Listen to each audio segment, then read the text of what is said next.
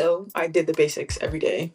I didn't have access to a gym last year for a while. I ran up and down my hill. I was running miles and miles and miles every day, looking up on YouTube, how do I get faster? How do I do these things? How do I raise my game? Because I realized that no one was going to give me the chance unless I took it. And now that I'm at a point where I guess my skills are really showing up, people are like, wow, where'd this come from? It came from being overlooked and not given the opportunity. So I had to give myself the opportunity. People don't see sometimes what you see. And in the moment, I was like, damn, like you don't have faith. Like you don't have like that faith and fire that I have in myself. How could they?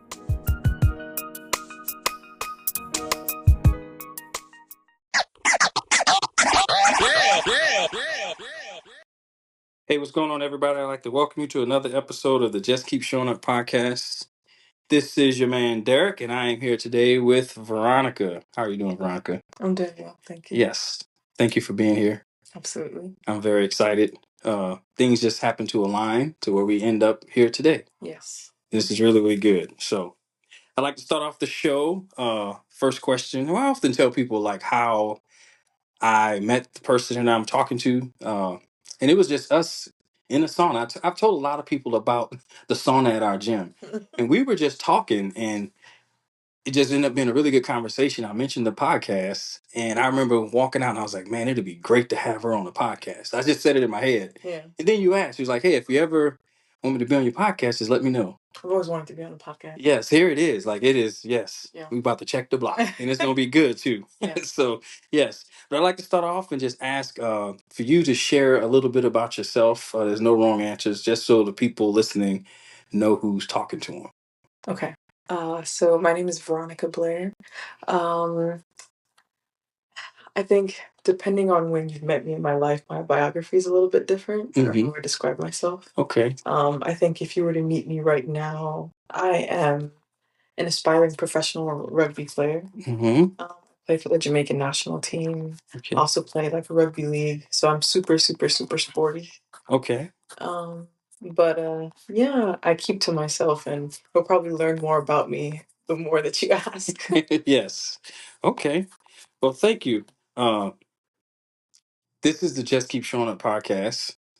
And Jamaican national team, an aspiring professional rugby player. I know that comes with a lot of ups and downs. Yeah. This is a Just Keep Showing Up podcast. I've observed you in the gym doing different drills and continuing to, push towards your goals. So with this, what do you do for yourself to continue to show up every day? And I know that's a very loaded question. It is. No wrong answers. I would say that I try to keep the faith that I have in myself, because I'm very afraid of not going after what it is that sets my heart on fire. Yes. Waking up one day and saying, "Oh my God, like I never did that thing. What could have happened?" So for me, I just remind myself that there was a little girl that wanted this, I don't know, almost 20 years ago. And I've gotten closer over the years, and it would be doing her a disservice, and also all the versions of me that have accomplished everything that I have up until this point if I stopped. So I just try to, it's another day, but we're another day closer to where we're trying to be, and we're a day away from where we came from. So, okay. Okay, I like that. Yeah. And the fact that you mentioned the little girl inside of you that wanted this dream, do you kind of see like that person continues to be a part of you and can kind of, because that was very interesting that you put it that way, that little girl is absolutely still a part of you, and she sometimes can like whisper to you and give you like encourage you to continue to push. Yeah. That I think that's it's like a really good thing that you like, even as you grow and you get older, you still remember the the innocence of that person that was there, the purity of that person, and that still is a part of who you are. Yeah. She didn't ask for very much. And when she spoke when I was a child, I listened and I never forgot. And so I feel like there's a part of me that I continue to go as hard as I do because I'm trying to protect that little girl's vision of the world. Gosh. Like, if I don't make it, then I'm telling that little girl that it's not possible, and that's not fair. Um, and so, at least to me, I don't think it is to myself. But yeah, I feel like as I'm getting older, I'm having to remind myself that she's in there because I don't know if there's a certain darkness that comes with getting older, or it's just how my brain is working right now. Yes. But that's the light that I try to constantly bring up again. Because you have something that's actually internal, that's inside of you, that's continuing to push you forward. Yeah. It's like my internal compass. Yeah, and I mentioned this morning that I was over on a treadmill and I looked over and saw you and you were warming up and working out, and I was listening to a podcast and the person mentioned Kobe Bryant, and it's just so amazing to me that uh, I just immediately thought of, I always tell people, and I have friends, it's like the person has the mindset to be a professional athlete because it takes you doing the same thing over and over and over again.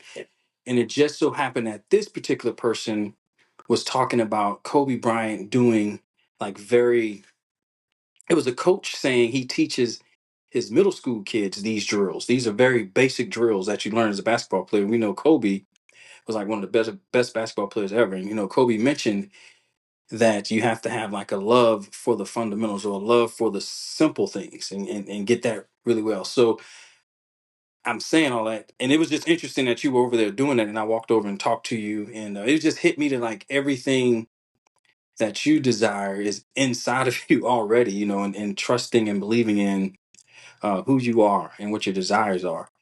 But I know in the midst of all of that comes disappointment, and sometimes you don't achieve the things that you want. How do you kind of wrestle with that, or how do you navigate that space? When I'm currently wrestling and navigating right now. Yeah. Because I would say that I really resonated with like Kobe's energy, and I always hoped that I didn't know that. yeah, even as a child, I always hoped that I would become successful, hopefully within his lifetime, so I could meet him one day.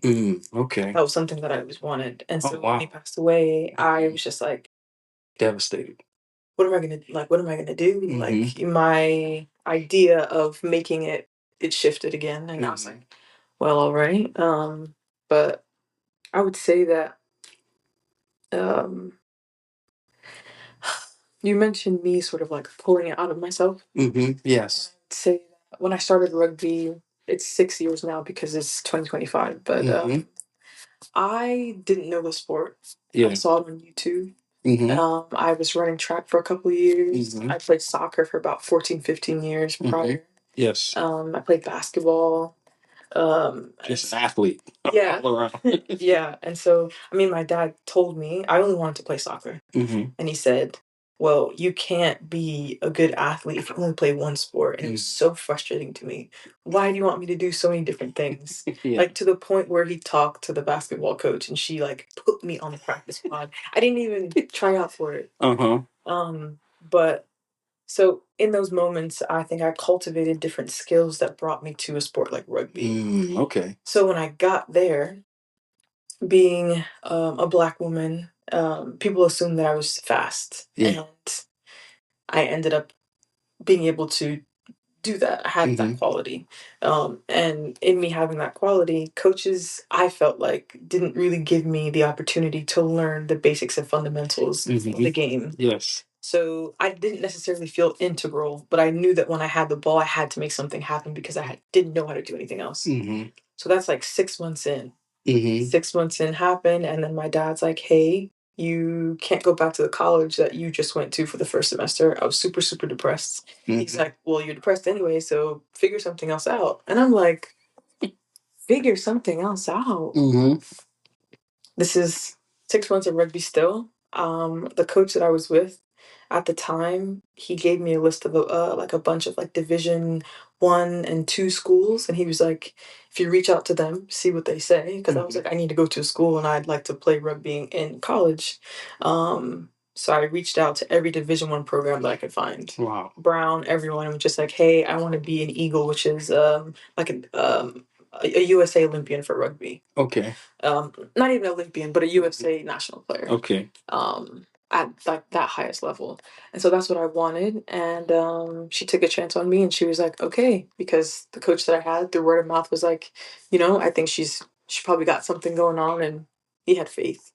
But in those moments, when I tell you I could not catch and I could not pass, but I was at a Division 1 school to play a sport that I saw on YouTube, it was frustrating. There were days when I did not want to come back to practice. I knew I had to if I wanted to dominate in the sport, because before I even knew how to pass, I wanted to be an Olympian for rugby. Okay. So, but I understood, okay, these are the steps that need to be taken. I believe in the 10,000 hours, and I needed to make up for all the lost time at like 19. To be a world-class athlete at this sport, and I haven't been doing this since I was 6. I've been doing soccer since I was 4. Yeah. But this is different. And I knew that I had to respect that culture as well, and also learn about it in order to really like dig in. And so COVID happens. I'm running outside through COVID. I'm trying to, do my fundamentals. I'm playing with a group of guys. I'm intimidated. I mean, like, this whole process is terrible. I felt terrible almost every step of the way. There were some glimmers where like, okay, this is cool, some good days. this is working out. But a lot of the time I was like, excuse my language, what the fuck am I doing? Yeah. I don't know. I don't know. But I've got this fire, and I don't really know what to do with it. My dad's like, you don't even know the sport. Like, you want to go to college, you want to do this, you want to do that, and I'm just very, very hopeful. And I make the national team.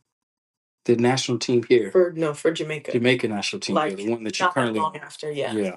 Like 2022. I still don't have my fundamentals. And that's how many years in? Like, that's not even a year yet into this? That is maybe.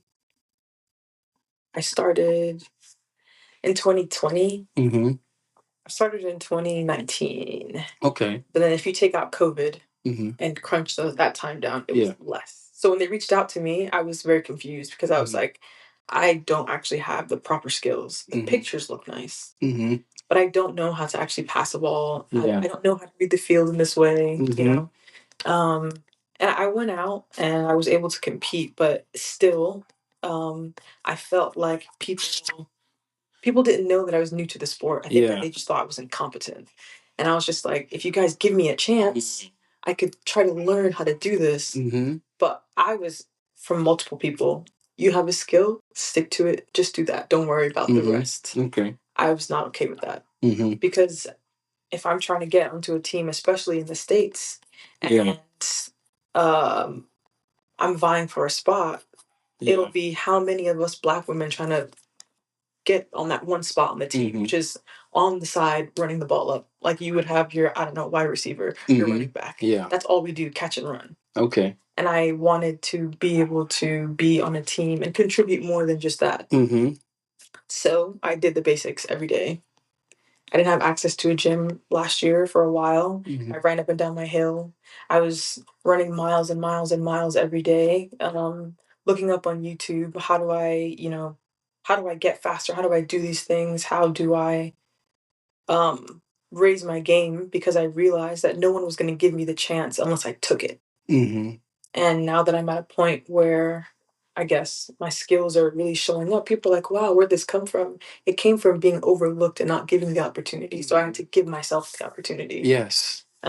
People don't see sometimes what you see. And in the moment, I was like, damn, like, you don't have faith. Like, you don't have like that faith and fire that I have in myself. How could they when they're not you? So that's so good. Like, yes. I was just like, you know what? And for a long time, for a few years, I always said to myself, don't worry, because when you figure out this game, it's fucking over for everybody. Yes. When you learn the rules, when you know how many times I ran out of bounds when I first started playing rugby. I didn't understand that concept of like staying inside. Yes. And so now, what can be said? Yes. Because I feel like people saw a certain quality about me and didn't expect more. And now that I've shown that I can, it's surprising, but it's only because I I have to make up for this time. I have to do catch pass every day. I have to work on my mobility. I did a high performance environment last year, no, 2 years ago in California. It was brutal. Absolutely brutal. Yeah. Very like military like, and I don't say that lightly. Yeah. It was like training 6 hours, almost 8 hours a day, and then there's no way that you can recover from that amount of training in your sleep, and then try to get up Turn around and do do it it all again. over again. Yes. Maybe 2 sessions in the gym and a session outside, or 2 sessions outside and one in the gym, plus burning extra calories after training. So I learned of the very hard way what high performance meant. And so when I left that environment, I was like, okay, I need to make this for myself, but in a healthy way, because I was tired of people telling me that this is how sports are. You're basically just a number. And if you can't, it, basically, for lack of a better phrase, it was like fit in or fuck off. Yeah. And It's just, it sounds like this is not who you are. No. Like it's not who, because I wrote down, It's not. I wrote this down as you were talking, want to master the sport. Yes. Like, because I didn't realize, and this is really good. I'm enjoying, I'm enjoying this. I didn't realize in rugby that you had specific positions like you have in football, like in, the NFL or just regular football. Yeah. You know, I didn't know that. So you do have people who can play the sport and maybe they're just a thrower. That's their primary thing. They may have to do a little bit of all the other things, but they could become very efficient and really good at throwing. That becomes their skill set. But from this conversation, it sounds like that's just not how you approach life. If you're going to do something, you want to know the ins and outs of everything possible so you can be the best that you can at it. Yes. And you may have a certain skill set that you master and that you're known for, like to do, but you almost want to be equivalently, just as good in all the other things as well. Yes. That's such an interesting concept to me because I know with my personality, it would almost intimidate me because I'm like, man, I can't be good at all of it. Can I master one thing, and it's just different ways we all show up in the world. Yeah. And that's so interesting to me. And when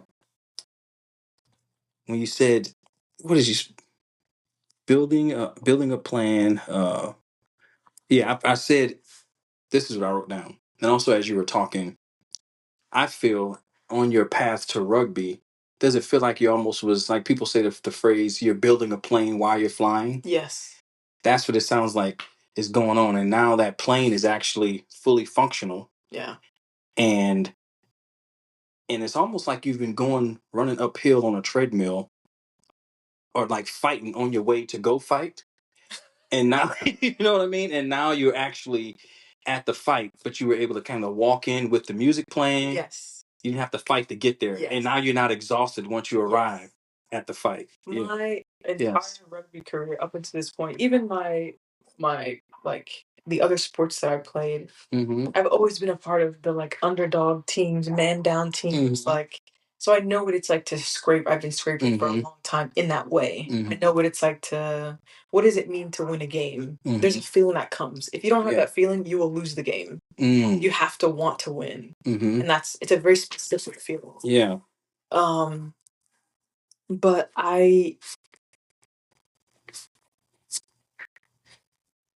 would say that this last year I dedicated to playing at a lower level because I didn't climb. I didn't do the natural climb. I went from nothing to Division 1 rugby. So I never played. Like, I played a season of club and it lasted. We had one tournament and it was the whole season and I got MVP. I scored 6 tries in the tournament. It's my very first time playing rugby. I didn't even pass. I just ran up and down the field. And I called my dad and I told him, and he was like, well, that's great. And that was the end of the season. And I was like, yeah, I'm so hungry. I would like more. But then I shot up to if COVID didn't happen, I would have been playing for Jamaica way sooner. And I'm glad that it happened because it gave me time to slow things down and learn more of the game. But the year before last, I played a lot of high level rugby against USA, against Canada, like just a lot of international competition. And it was one of the worst places I've ever been in my life. Yeah. It was such a job. Mm-hmm. And it was because the way that I was approaching the preparation was in that way. I did not know what it was like to enjoy rugby. I just knew how to make it a job that I had to get done. Mm-hmm. Because when I started it, I needed rugby to go to school. Like Yeah. that was my way out in a sense. Like, all right, if I can, play sports in college, then okay, I can enjoy it. I'm not a bad student. I don't think I just do well in this education system. Yes. I've learned to over time, but so that's what rugby was for me. And then this last year, I was like, let me chill out. I've been playing like what they call beer league. It's like Division 3. People just literally get together and like run around and hate each other and then drink beer afterwards. But I did that because I just get reps every weekend. I'm passing with someone. I'm doing the fundamentals. I'm not thinking about it. I can take that high performance and bring it to this and continue to make it a lifestyle. Yeah. Because that's what it was when I was in California. Okay. But it was so much so that I didn't know how to like function in society. Mm-hmm. And I was like just so hell bent on finding a way to do this healthily because I saw so many people struggling around me. And I was just like, this can't be. People are leaving sports not because they're not physically capable, but their minds can't handle it anymore because they're being broken down so much. Mm-hmm. And like, I think I just have respect for sport in general. Sport doesn't deserve that. Yeah. Like, that's mind blowing to me. But Yeah. then it's not about sport, it's about people and ego, and that's not what sport is. Yeah. And it's not, but it's so much of it. Yes. Inside of it, Yes. Tom, and I said this, maybe it was on a different podcast. Tom Brady, like I often, me and my friend Nathan, we all, in our sports podcast, we always talk about like he's more of a like, hey, do it for the team, take the pay cut, and I'm like, well, Nate, these guys want to try to maximize their pay, and they're being treated like owners can just cut a person, But Tom Brady said something. He said you have a lot of great players that are superstars, but they're not champions. And he went further to explain the difference of that is, yeah, you can have a person that's a superstar that can, maybe bring people to the stadium, make all the great plays. But the difference in the champion's willing to do what they have to do to help the team win, so make the different sacrifices. And I feel like that champion also is a person that, like you're saying, would respect the sport itself and everything that comes along with it. So it's just very, very interesting. And then you said something that winning, you have to want to win. Uh, and in that you said you once you win, you know what that is. And people often say, well, this person wanted it more than the other person. I'm like, well, they both wanted it. But I think that what you just shared, you have to want to win. I feel like it's a little different. Could you explain that a little bit more? Yeah. Like when you say And so something that you had asked me earlier how I sort of wrestle and navigate with losses and stuff. And I'm learning that in order to be a first place team, you got to be second place team. In order to be second place, you got to be third. You got to be fourth. You got to be fifth. And I've experienced over the last going on 3 years, but really 2 years with the national team of like we went to Pan Am. I think it was 2023 or something like that. We came in dead last. There's 8 teams probably, and we came in eighth. Now it's an accomplishment for the region. Yes. That we made it out there. For Jamaica. Wonderful. Yeah. Yes. But our first game is USA, and we're saying the goal is don't let them get past 40. Because what can we do? Yeah. So experiencing going up against teams like that when we have a big tournament in the region called RAN. It's Rugby America's North. And it's the Caribbean islands, Mexico, US, Canada. They all play together. During an Olympic year, if the US or Canada have not made it up in their higher brackets, they come down to that tournament and basically sweep everyone. It's a bunch of smaller islands that don't have, and they don't have just the support and Yes. everything. Yes, the facilities. So when we went to Canada for the Olympic qualifiers to play against Canada, try to make the Olympics, Yeah. it's tough. That's a full-time program. And I knew I had some idea of what it was like because I trained like that. And then when we suited up, I was like, I can count only 2 of the 7 of us that are about to take this field that have been doing what they've been doing. Sometimes it's you can want it, but it's about what are you willing to do to have it? Wanting it is not enough. Like, oh, I want to win. Okay, so I don't just wake up and say, hey, I want to win this game. I wake up months before knowing that this game's going to happen. If I want to win, then I need to do X, Y, Z. Yeah. So when that time comes and it's like, we need to win, okay, that's great. We're not just spouting air. What needs to be done to win? We need to control the ball. We need to be dominant. We need to force it down their throat. We need to be okay with making those decisions. Yes. Because we've experienced what it's like to fucking lose. Yes. Yes. And you know what it's like to win. Yes. And so once you feel it and it becomes something that is almost tangible. Yes. You know what you're looking for. And it I mean, this is great. Getting smacked like 40 or 40 plus by teams yes. on the international stage does something to you. When I was in college, I was on a team, we got beat 8-0. Like if you look at the places that I'm coming from, you probably would be like, because the people that I played with, not the best track record, but we're all learning, you know what I mean? Yeah. And I was learning. I didn't know the game. Till now, it's like, okay, we're finishing these tournaments. We came second place again, but this second place is different from the last second place because you know what needed to be done. It's not like the style that I played mostly. Oh, sorry, I just touched on my phone. No, the style that I played mostly is sevens, which is a 14-minute game. You can't win a 14-minute game when the whistle blows. Yeah. How am I winning my training? My mindset, my recovery, it's all those moments because there's no possible way. It's almost violent to expect that of yourself and you've never practiced that. Yeah. You don't know. It's too much pressure to put yourself in one moment to win. What does that mean? It means to do all the little things. Yes. That get you there. Yes. And so for me, I just think about if winning means more tries, and that means that my legs need to be stronger and I need to have more stamina to make more tries.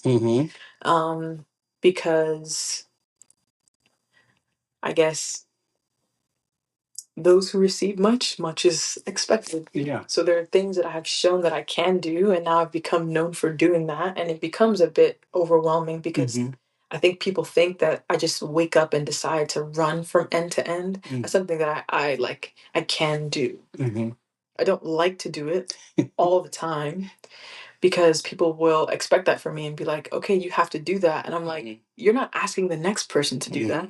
But I know that moving to this moment, I've always told myself that I wanted to be a game changer. When I was younger, I wanted to be that person that came on that you knew V's on now. And so when she's on, something's going to happen. And I've become that person. And I didn't know if I would get there. And when I started to realize, when I step on the field and I hear people cheering and they're like, there goes Capo, like she's going to get something done, it feels good. Yeah. Because I know that I've done the training. I can rely on myself. Yes. Yes. Yes. It's not like can I do it when I didn't try things before? It's because I didn't try it because I didn't try it before this moment. Yeah. I'm not going to do that right now. Yeah. So, yeah. Sound like it becomes just second nature. Like you've been rehearsing it so much and doing it over and over. Now you're just performing, not even performing like a band or something performing. It's just execution. You're executing what you've rehearsed over and over and over and over. Yes. And over again. And I'm telling you, it's so crazy how, again, I just go back to this morning on a treadmill. I'm listening to a podcast. The guy mentions Kobe Bryant. Kobe Bryant talks about doing the fundamentals, fall in love with the fundamentals. And I walk over and speak to you about that, having no idea that you admire Kobe Bryant. And me saying just like, hey, do what's inside. So for me, it's almost like sometimes a system check. And this could be for me just personally, has nothing to do with the show. It's just, okay, Derrick, are you on the right path in life? You know? And I really appreciate those moments in life. And And as you're talking, I'm sitting here thinking, like you say, do all the little things to get you there. If I mean, you can change the subject from rugby straight to life. Like it is, that's navigating life. You Yes. know that we go through things and we get stronger. What we're trying to accomplish doesn't get easier. It's still the same. And I said this before, 135 pounds is 135 pounds. You're doing more reps because you've gotten stronger. You're able to Yes. do more. So, and that's putting in the work.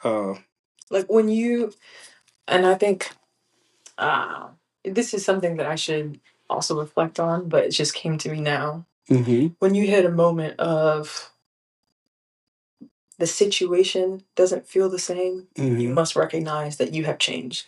Mm-hmm. Yes. Or that it feels the same. You need to recognize that you are the one that has changed. Yes. You're not the same person that you were yesterday, but like sometimes I get anxious if I feel stagnant. Mm-hmm. But if I am in the mindset of I'm constantly changing and evolving, and I feel like, okay, that gets my gears turning or my like rivers flowing, like metaphorically, then that's what works for me. But if you feel like you're as stagnant as your environment, then it won't work. Yeah. You have to feel your own fluidity, and that like you can change too. Yeah, and that makes me just think. I just immediately start thinking about water as it's flowing. Like the water when it starts sitting still, Yes. that's when it's probably not the healthiest for you. You don't want to drink water that's just sitting still. But if it's constantly flowing, Yeah. it's constantly moving, it's constantly evolving, and it's constantly like purifying itself. Just from that constant movement, a movement with a purpose. Yeah. But the movement. This has been like really, really, really, really good. You said a quote, and I'm gonna ask you. I wasn't able to get the whole thing.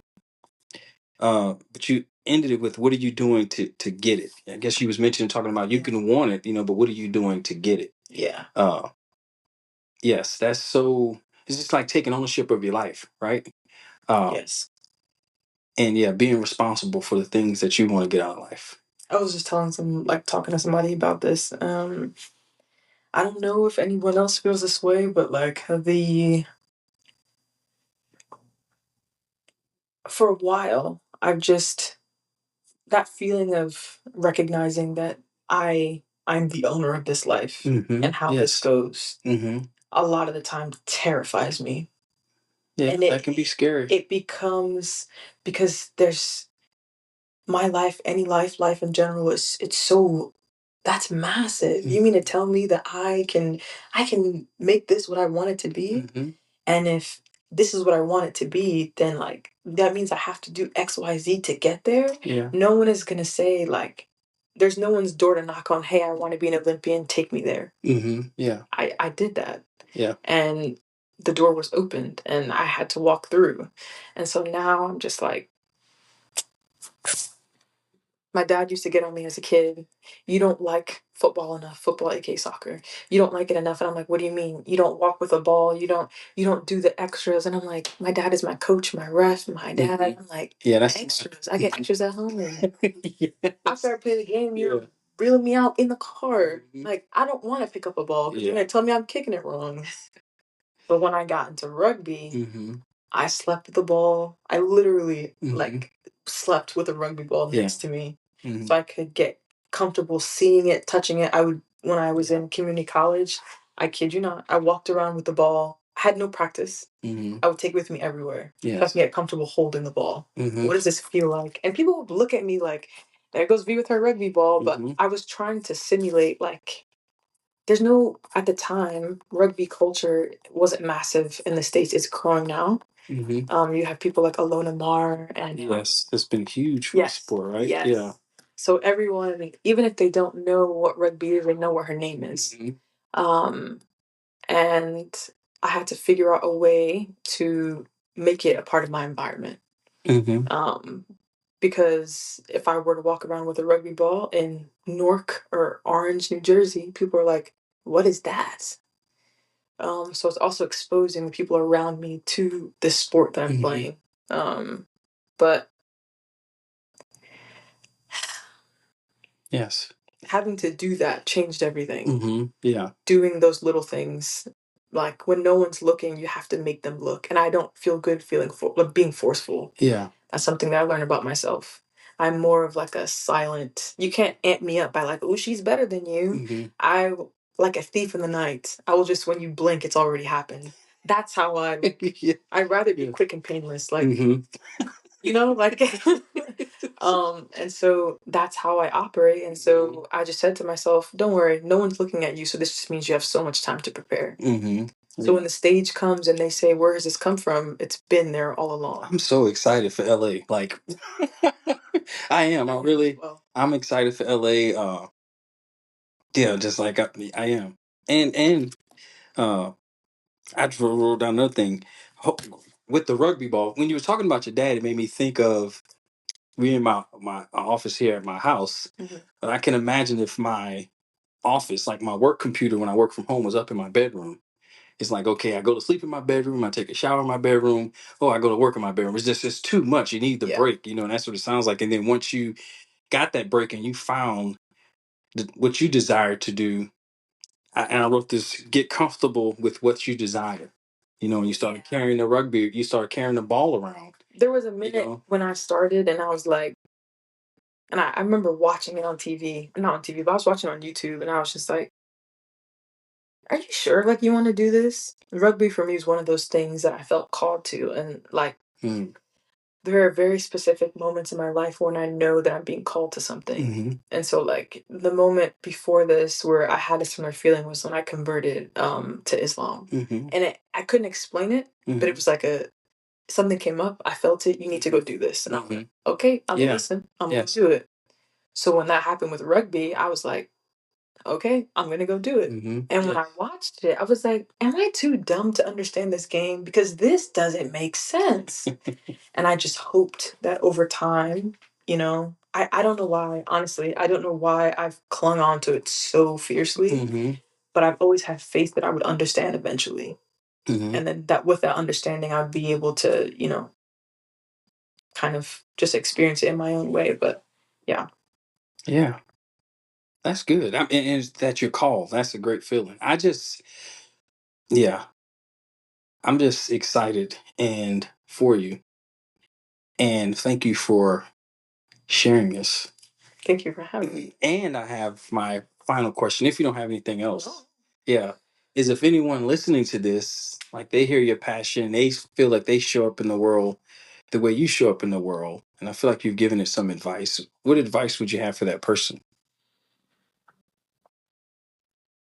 If there's anything.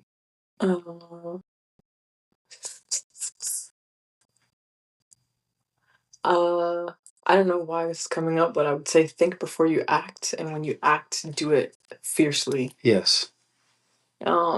People are not going to understand. They don't have to understand. But if whatever it is that you're trying to do, literally, it sets you on fire. Like there's no other feeling than when my boots hit the ground and I feel the grass like crunch under my cleats. It's I can't replicate that. But if you whatever that experience is for you, if you have that, don't let anyone take it away just because they don't have their own. Protect it, keep it because we want I want to be a part of a world where like living to achieve your dreams is something that we all do so that we're not stifling people's dreams and you're not doing things that you don't want to do. Then you have unhappy households and children and all that stuff. Very well said. Yes. I just like that's like a lot, but do it. Do it for you, do it for like the people around you.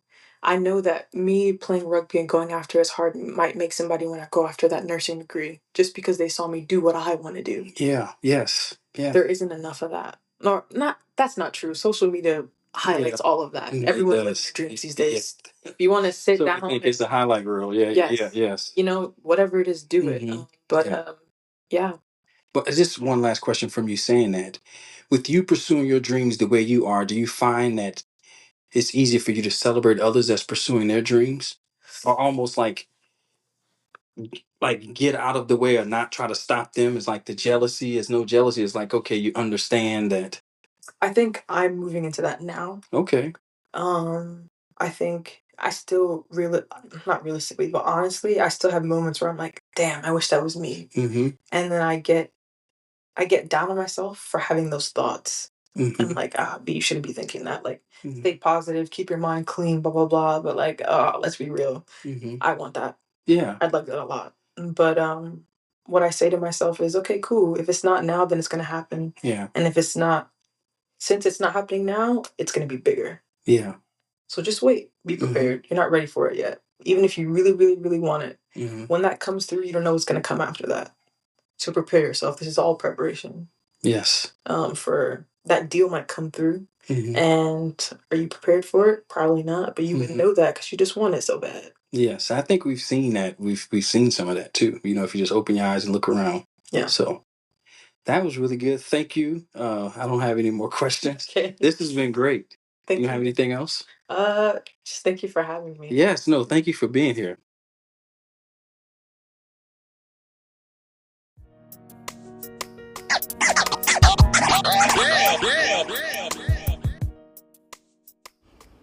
Thanks everybody for checking out the show. Until next time, peace.